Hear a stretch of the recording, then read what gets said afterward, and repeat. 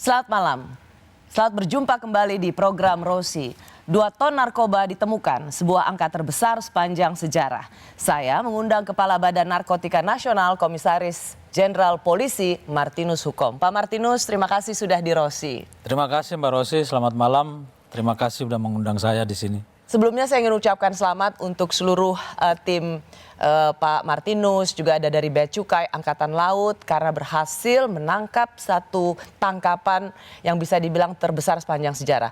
Pak Martinus ketika menggagalkan operasi peredaran narkoba ini, apakah sebelumnya sudah tahu ini it's gonna be big fish atau begitu operasi tangkap kapal ini baru tahu wow 2 ton ya Pak ya?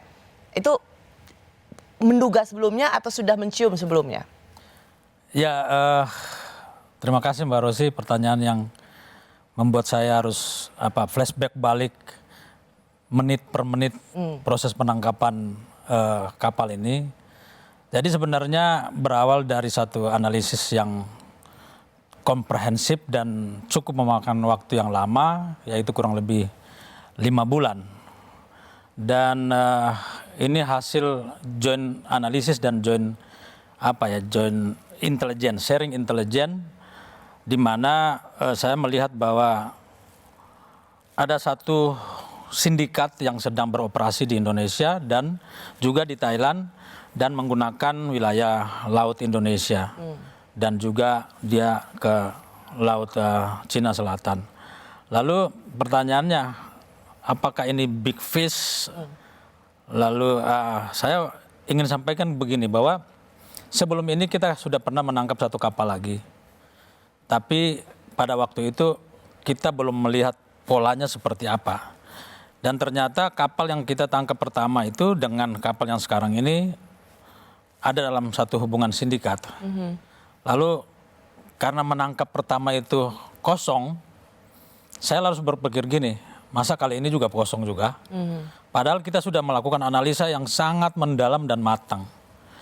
Jadi sebenarnya momentumlah yang membuat ini menjadi besar. Dan bagaimana kemampuan kita menganalisa untuk menemukan, untuk memberikan satu kesimpulan, apakah kapal ini sudah memuat barang atau belum. Ya. Jadi kita bisa lihat dari locus delicti, tempus, dan movement dari pergerakan kapal. Oke, sorry Pak Martinus, saya potong sebentar karena saya curious untuk bertanya. Jadi ada momentum tadi Pak Martinus katakan, dan tadi ada pasti dengan insting berdasarkan pengalaman. Kalau yang kemarin kosong, ini pasti ada yang ada muatannya. Apakah memang dalam operasi tangkap kapal ini sempat melihat bahwa ya this is it, ini dia udah masukkan muatan narkoba gitu sehingga Pak Martinus merasa yakin, tim merasa yakin inilah saatnya untuk menangkap. Ya, jadi seperti tadi saya katakan, locus tempus itu menjadi satu momentum. Saya tidak perlu menjelaskan di sini lokusnya di mana, tapi tempusnya kan pada saat 23.00 tanggal 20 Mei. Tapi walaupun dengan analisis kita yang sudah begitu tajam, ada suatu pesimistis yang ada dalam hati saya sebagai seorang komandan. Kenapa? Karena kalau ketangkap lagi, kosong lagi, ini kan seperti kita dilecehkan oleh kelompok ini. Jadi saya kebetulan waktu itu, pada saat itu momentum yang sama kita juga sedang menangkap di sini di Jakarta. Kalau Mbak Rosi melihat media sebelumnya itu tanggal 20 malam itu, saya sedang mengekspos juga satu kejadian langsung di TKP, 20 atau 21 ya saya lupa. Bersamaan dengan itu, malam itu, pada saat itu sebenarnya saya udah mau bicara di media bahwa kita sedang menunggu sesuatu yang lebih besar lagi, tapi saya masih menahan-nahan pada saat itu. Sementara anggota kita sudah mulai beroperasi. Dan pada malam hari itu, saya berencana kalau berhasil saya akan terbang. Namun sepanjang malam itu saya penuh dengan ketegangan.